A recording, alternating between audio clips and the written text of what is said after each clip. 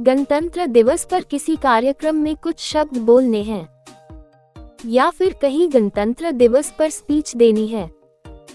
School हो या college, office हो या सोसाइटी इवेंट, ये लेख हर जगह आपकी मदद करेगा। यहाँ गणतंत्र दिवस के फैक्ट से लेकर संदेश तक इस तरह से दिए गए हैं कि आप कहीं से कोई भी अंश उठाकर अपने वक्तव्य में शामिल कर सकते हैं। शुरुआती अभिवादन में क्या बोलना है, ये इस बात पर निर्भर करता है कि आप कहाँ, किस ऑडियंस के सामने बोल रहे हैं। इसलिए वो एक लाइन हम आप पर छोड़ते हैं। गणतंत्र दिवस पर भाषण की शुरुआत करें। 26 जनवरी भारत के इतिहास के सबसे महत्वपूर्ण तारीखों में से एक। वो दिन जब 1950 में हमारा संविधान लागू हुआ और भारत एक संप्रभु, समाजवादी, धर्मनिरपेक्ष और लोकतांत्रिक गणराज्य बना। वो संविधान जो आज भी भारत की आत्मा है, हमारे लोकतंत्र की रीढ़ है। क्योंकि भारत को आजादी तो 15 अगस्त 1947 को मिल गई थी, लेकिन स्वतंत्रता के बाद भी हमारे पास एक ऐसा संविधान नहीं था जो देश को एकजुट रख सके। तब संविधान सभा बनी, जिसने भारत का संविधान बनाया। गणतंत्र दिवस का महत्व।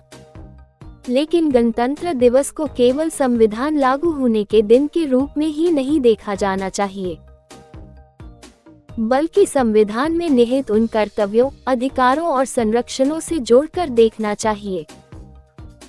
ये बस एक तारीख नहीं है, देश की आत्मनिर्भरता, स्वतंत्रता और लोकतंत्र के प्रति हमारी प्रतिबद्धता का प्रतीक है। देश की विविधता को एक सूत्र में बांधने का आधार है। भारतीय संविधान की विशेषता।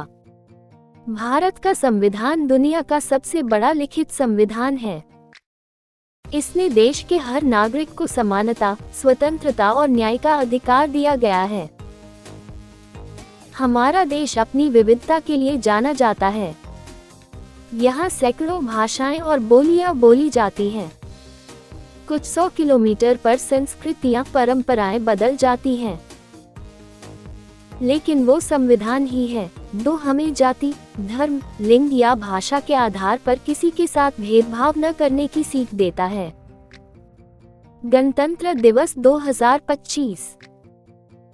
इस साल हम अपना 76वां गणतंत्र दिवस समारोह मना रहे हैं। और ये बात तो हम सबको पता है कि आजादी के 75 साल बाद भी देश में कितनी बड़ी चुनौतियां हैं जिनसे लड़ना बाकी है। गरीबी, अशिक्षा, बेरोजगारी और भ्रष्टाचार भारत के विकास के रास्ते में बड़े रोड़े हैं। लेकिन हमें ये भी याद रखना चाहिए कि हर समस्या का समाधान हमारे हाथ में है। मिलकर कोशिश की जाए तो सब मुमकिन है। अगर हर नागरिक अपने छोटे छोटे कर्तव्यों का भी पालन करना शुरू कर दे, तो वो दिन दूर नहीं जब भारत और भी ताकतवर देश बनकर उभरेगा। आप सोच भी नहीं सकते कि 130 करोड़ लोगों की छोटी छोटी कोशिशें देश को कितनी मजबूती दे सकती हैं। गणतंत्र दिवस पर शायरी। अपने भाषण का समापन शायराना अंदाज में इन पंक्तियों के साथ कर सकते हैं। तिरंगा ऊंचा लहराएगा, हर दिल में देशभक्ति आएगा। संविधान की रक्षा में हर भारतवासी आगे आएगा। जय हिंद, जय भारत। हेलो दोस्तों, वीडियो पसंद आए तो हमारे YouTube चैनल को सब्सक्राइब और वीडियो को लाइक जरूर करें। धन्यवाद।